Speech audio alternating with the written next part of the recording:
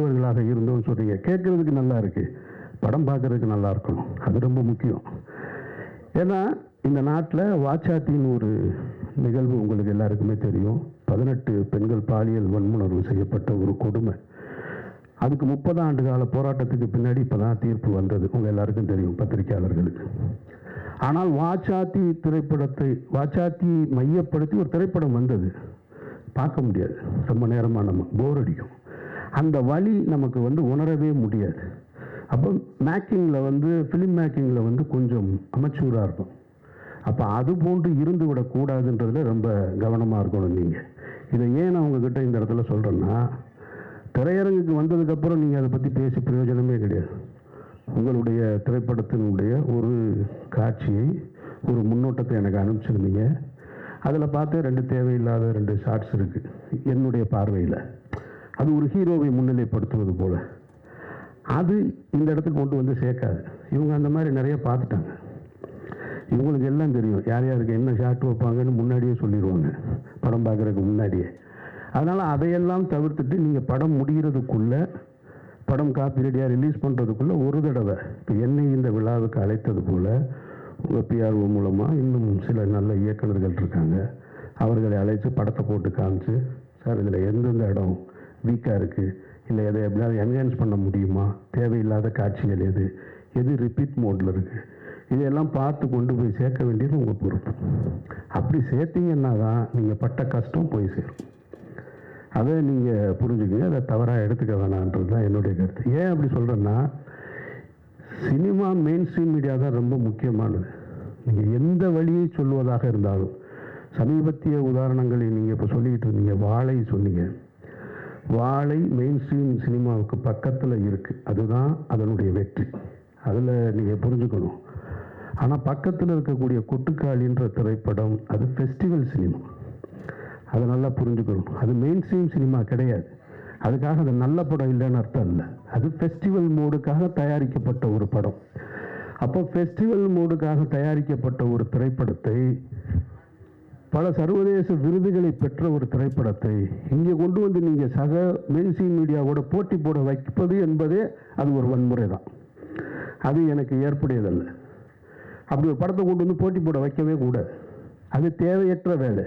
சர்வதேச விருது வாங்கின ஒரு திரைப்படம், பாராட்டுக்களை பெற்ற ஒரு இயக்குனரை இங்கே ஒரு 150 ரூபா கொடுத்துட்டு வெளியில் வரும்போது ஒருத்தர், இப்போ தான் யூடியூப் நிறையா வந்துருச்சு இல்லையா, யூடியூப் வந்துட்ட காரணத்தினால என்ன பண்ணுறாங்கன்னா, நாங்கள் படமாக எடுத்து வச்சுருக்கோம், நம்ம அதை பார்க்குறோம். 2 நாளாக நான் பார்த்துட்ருக்கேன், அந்த டைரக்டரை பார்த்தா நான் வெட்டுவேன் அடிப்பேன் அப்படின்லாம் சொல்கிறேன்.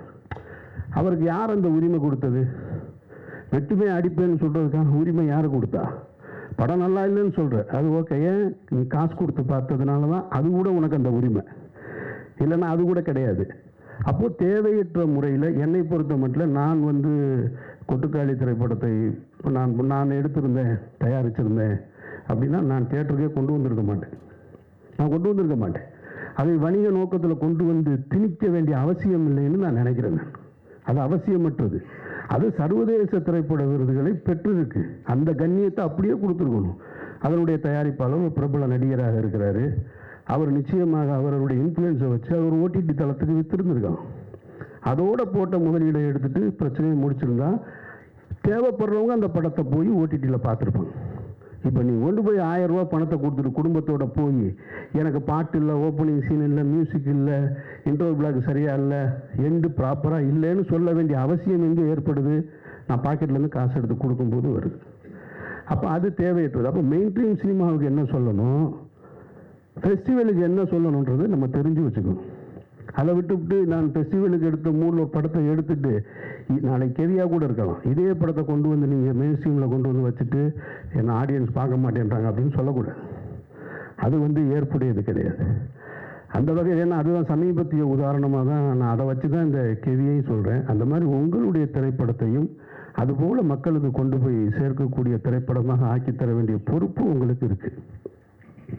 அப்புறம் இங்கே நிறைய இருக்குது இந்த மாதிரி சாலை வசதி இல்லாமல் இந்தியா ஏசியன் கேம்ஸ் நடத்துறது, அப்புறமா இன்னும் அடுத்து ஒலிம்பிக் கூட கேட்டிருக்காங்களாம். இவங்க ஒலிம்பிக்கு கேட்டிருக்கதா சொல்கிறாங்க. ஆனால் ஆனால் வெளிநாட்டு அதிபர்கள் வரும்பொழுது குடிசையை பூரா பச்சை போட்டு மறைப்பாங்க, நெட்டு போட்டு மறைச்சிக்கிட்டு இருப்பாங்க. ஆனால் இவங்க ஒலிம்பிக் கேட்டேன், ஆசியன் கேம்ஸ் நடத்துறதுக்கு கிராமங்களை உருவாக்கணும். அப்போ அதுக்கு ஒரு கிராமங்களே உருவாக்குறாங்க.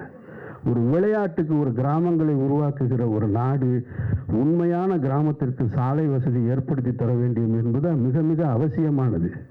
அதை நம்ம கேட்க வேண்டிய பொறுப்பு நமக்கு இருக்குது. அதை இந்த திரைப்படத்தின் மூலமாக நீங்கள் கேட்டதாக நான் உணர்றேன். நான் அப்புறம் இந்த படத்தின் தயாரிப்பாளர் இங்கே ஒன்று சொல்லும்போது சொன்னார், என்னை எதுக்கு நடிகை கூப்பிட்டாங்கன்னு தெரிலன்னு.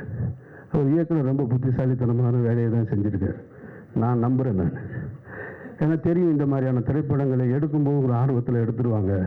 அப்புறம் ரிலீஸ் டைமில் வரும்பொழுதே போப்பா ஒன்றும் பிஸ்னஸ் இல்லை, அது இல்லை. அப்புறம் நீங்கள் சொன்னீங்க வியாபாரத்துக்கு உண்டான முகங்கள்னு. அப்படிலாம் முகம்லாம் இல்லைங்க, எந்த முகம் நடித்தாலும் வியாபாரம் இல்லை, அது வேறு பிரச்சனை. அவர் தெளிவாக தேர்ந்தெடுத்திருக்காரு. சரி, குறைந்தபட்சம் ஒரு கதாபாத்திரமாக போட்டோம்னா தேட்டர் வரைக்கும் நம்ம கூட நிற்பார்.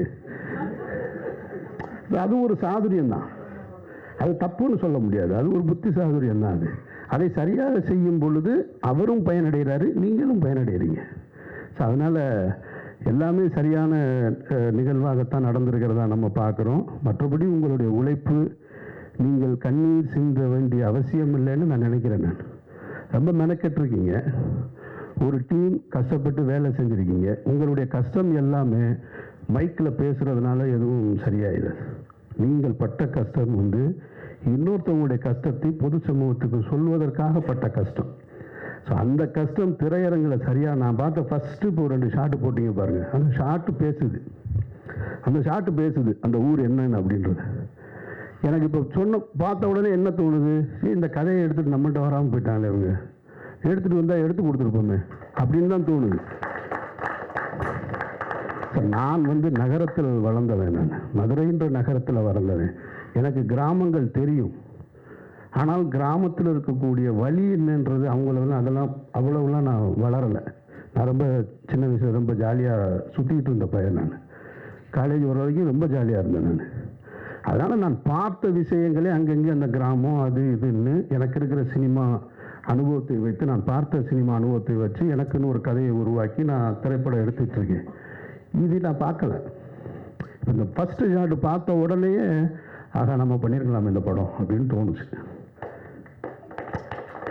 அப்போது நம்ம கடைசியாக சேர்க்கிறதை விட முதல்லையே நீங்கள் யாரையாவது சந்திச்சிருந்தா இன்னும் சரியாக கூட வந்திருக்கும்னுன்றது. எதுவாக இருந்தாலும் நீங்கள் சரியாக பண்ணியிருக்கீங்கன்னு எனக்கு நம்பிக்கை இருக்குது. அந்த ஷாட்டு பார்க்கும்போது முழு படமும் அந்த உணர்வை எனக்கு கொடுத்துருச்சுன்னா நீங்கள் வெற்றி அடைஞ்சிட்டீங்கன்னு அர்த்தம்.